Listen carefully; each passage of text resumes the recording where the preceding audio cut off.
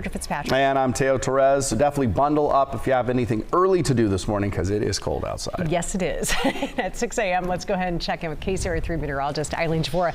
Weekend was like this too. Yeah, that's right. Chilly in the morning. Temperatures this morning, and make sure the kids have got the thick winter gear heading out to the bus stop maybe. Don't let them win the argument that, no, I just need a light little sweatshirt, Mom. Nope.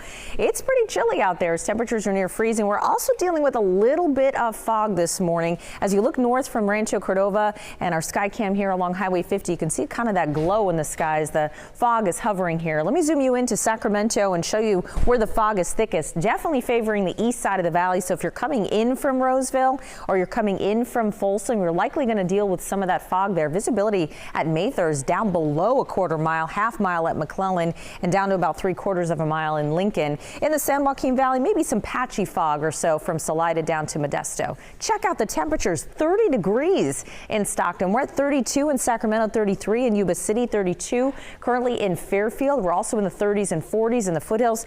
Truckee at 12 degrees this morning. Fog in South Shore and a temperature around 20. Little weather system is skirting by to our north. We're missing out on it once again. All the rain and snow staying to our north. We'll just see a scattering of high thin clouds throughout the day. So here's how you can plan your day after the chill shakes off. We're going to see those temperatures warming to the 40s and 50s midday, 54 degrees, and then we're near 60 this afternoon in the valley under partly cloudy to mostly sunny skies. And we'll look ahead to any changes out there in our 7-day forecast. That's all coming up. Let's get a look at the roads right now, some of them being impacted by that fog. And here's Brian. Yeah, Eileen, here's Highway 50 right now at Folsom Boulevard, and you can see some of that fog there along the road. We're not seeing any major delays in that area, but just be careful as we are seeing that fog starting to intensify along the Highway 50 corridor there, as you can see out around that's going to be right near Lake Natoma and Folsom Boulevard area there. And then as you're coming in Interstate 80, no issues to report there. Everything running at the limit through Greenback down through the Split, Cap City Freeway. This is what it looks like if you're getting out onto the causeway, though. We are seeing some delays right at the ramp onto the causeway, but once you get out,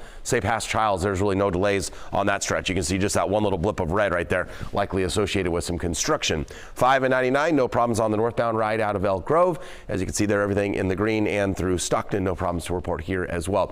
And we'll take a quick look at the Tracy area. Westbound 205 right now is a 29-minute ride. We've got a vehicle over on the right-hand shoulder, Mountain House Parkway, and then westbound 580, 29 minutes, 99 Modesto to Manteca, still in the green at 14 minutes. Highway 50, 10-minute ride out of Rancho Cordova, Interstate 80, 9 minutes. I-5 an 11-minute ride from Elk Grove, while 99 picked up a minute now at 12 minutes. We do have some road work getting underway to be aware of today. KCRA 3's Melanie Wingo is in West Sacramento, where Caltrans is working on a bridge widening project. Good morning, Melanie.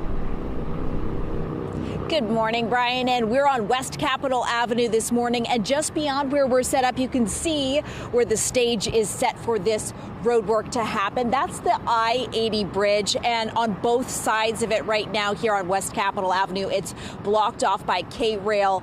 And according to Caltrans, this is all set up so the bridge can be widened. Now, Caltrans says piles will be driven in the median of the local streets between the existing eastbound and westbound bridges on I-80. Nearby residents can expect to hear loud construction noises throughout the work zone hours. Drivers should expect delays as well and plan for additional travel time. Similar work did happen not far from where we are this morning on the I-80 bridge over Reed Avenue over the past few weeks. And then on I-80, expect that speeds will be reduced to 55 miles per hour through the work zones 24/7. And that's for the safety of the workers and the drivers. The project schedule is daily from 10 p.m. to 6 a.m. Monday to Friday. One lane will stay open, though, while the work is being done. And back out here live, you can expect the work to happen from today through Friday of next week, December 22nd. Reporting live in West Sacramento, Melanie Wingo, KCRA 3 News. All right, Melanie, thank you. Well, a Rockland man is facing DUI charges after a deadly crash on I-80 this weekend. Happened just after midnight yesterday morning on eastbound I-80 near Greenback Lane in Citrus Heights. A highway patrol says a 22-year-old man from Rockland hit a car driven by a 62-year-old man from Davis. Investigators say the Davis man was stopped or driving 5 to 10 miles per hour in one of the lanes. Other drivers stopped to pull the man out of the car, but he later died. Officers have not identified the victim or suspect. Meanwhile, a brush fire in Southern California has now grown to about 3,000 acres, and it's prompted evacuations in Ventura County. The officials say that fire started burning at around 9:30 Saturday morning. Hundreds of firefighters came in, so did bulldozers and helicopters and air tankers. The fire triggered evacuations in one community, but no homes are lost. The fire is at 15% containment. No word yet on a cause. Well, today the Department of State Hospitals will once again hold a hearing. They're trying to decide where to release a sexually violent predator in Placer County. Here's a picture of William Stevenson. He's been eligible for release for more than a year and a half, but Liberty Health, who has been tasked with finding him a place to go, says all possible locations have fallen through. The company has also advised against transient release. The Placer County DA's office and the Sheriff's office have been opposed to his release altogether. A DSH is expected to convene at 11 this morning. Well, the family of a Bay Area teenager shot and killed while visiting some family in Lodi now speaking out after police announced arrests in his case. The shooting happened when the 15-year-old Alan Ruiz was visiting over the Thanksgiving holiday. Lodi police found Ruiz with some life-threatening injuries at an apartment complex on Hale Road. He attended high school in Pittsburgh in Contra Costa County. Sunday, Lodi police announced 2 arrests, and despite the arrests, his aunt says that the family will not find peace until Alan has justice. Our family won't get peace until we get justice. That's one thing I'm going to promise my nephew is we will get justice for him, and I'm not going to let him be forgotten. A 15-year-old from Merced County is accused of killing Ruiz. A 31-year-old from Lodi is accused of helping the teenager and is scheduled to be in court tomorrow.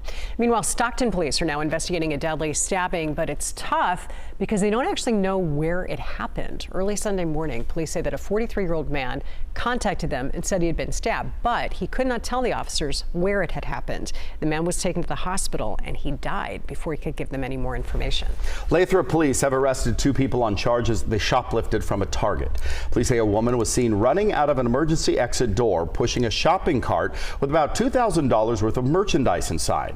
Everything from laundry detergent to coffee and clothing. Police say the woman loaded up the stolen stuff into a white Mercedes as officers got to the scene, and that Mercedes then sped away. Police say a man was driving the car at the time. He led officers on a short chase. They didn't get very far. Both were arrested and booked into county jail.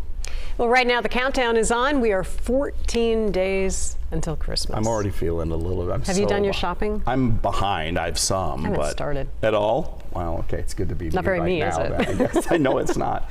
But with it comes some holiday Grinches that are looking to steal those gifts that you buy. KCRA 3's Leticia Daz live in West Sacramento now, and she has a warning for everyone.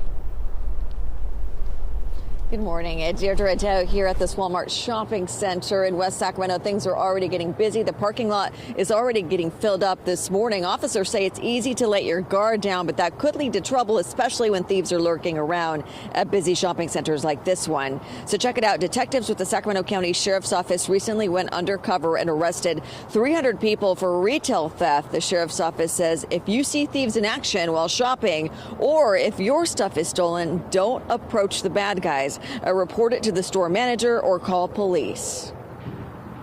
So if it comes down to your safety or the stuff, just give them the stuff. That stuff can always be replaced, and sometimes the store will just do it right there. It is scary, but I don't know, maybe it's just because of the holidays. I try not to think about it, so I just do what I have to do, get in and get out and do it quick. And police also report that a lot of cars are broken into this time of year, especially because gifts and bags are left out in the open. If you have a jacket or something, try to cover those gifts up and take them home as soon as you can. Reporting live in West Sacramento, Leticia Ordaz, KCRA 3 News. Officials say if your purse or wallet does get stolen, make sure you file a police report, notify your bank, and cancel those credit cards ASAP. An easy way to complete your shopping list is getting gift cards. In fact, Deloitte says that consumers will average about $300 on gift cards this year, up from $217 last year.